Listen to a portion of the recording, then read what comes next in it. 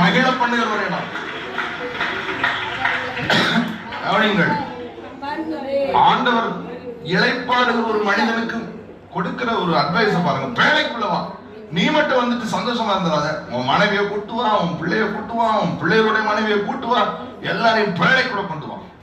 இளைப்பாறுகிற ஒரு மனிதனுக்கு தான் கர்த்தர் இப்படிப்பட்ட அழைப்பை கொடுக்க முடியும். ஆமா சொல்லுங்களேன். இன்னைக்கு நீங்க இளைப்பாறுகிறனாலதான் ஆண்டவர் உங்களை பார்த்து சொல்கிறார், நீ பாதுகாப்பா இருக்கிற ஒரு இடம் உண்டு, அது இந்த பேழைக்குள் தான். இந்த பேழைக்குள்ள கூட்டிட்டு வா, இந்த பேழைக்குள்ள கொண்டு வா. ஆமா சொல்லுங்களேன். இந்த பேழைக்குள்ள கொண்டு வா. Your children are safe in the presence of God.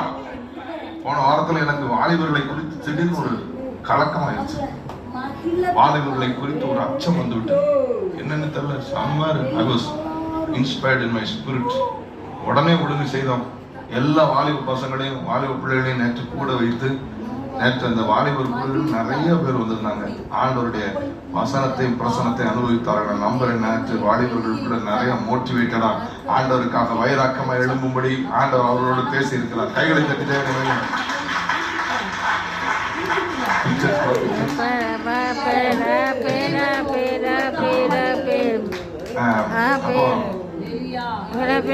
பர்வதத்துக்குள்ளே கொண்டு வர, பேழைக்குள்ளே கொண்டு வர. நாங்க